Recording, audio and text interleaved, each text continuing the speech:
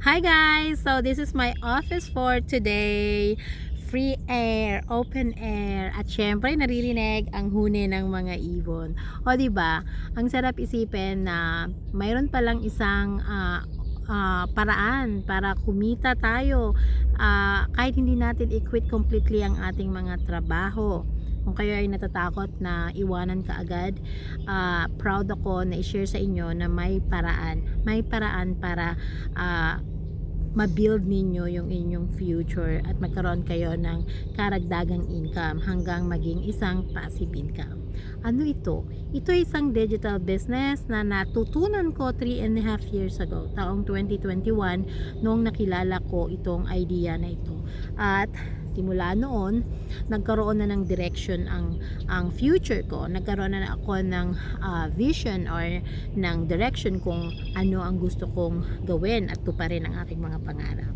Kasi wala naman talagang kahit na alam natin na ang haba na ng panahon na ipinagtrabaho na natin dito, lalong-lalo na kung kayo nasa ibang bansa, mga OFW, immigrants na katulad ko.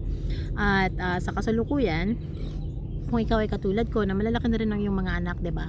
Mas lalong may time tayo minsan na nalulungkot tayo dahil feeling natin hindi na tayo ang priority ng ating mga anak. Pero di ba't mas magandang gugulin na lang natin ang ating oras, ang mga nalalabi natin, yung mga in between kapag after work wala na tayong gagawin, mag-build up ng isang future, build the legacy, ika nga, na pwede nating ipasa sa ating mga anak, sa ating mga magiging apo, 'di ba? So kaya nung nakilala ko itong digital business sa pamamagitan ng panonood ng isang libreng webinar, ay nag-iba na ang aking perspective sa buhay, kung paano pahalagahan ang aking hard-earned money para i-invest in dito sa isang negosyo na pwede ninyong palaguin dahil katulong ang social media, it's global, kaya mas mabilis ang pagtatagumpay sa ganitong klaseng negosyo. Papaano? Manood lang po tayo ng webinar na pwede kong ibigay sa inyo ang access for free.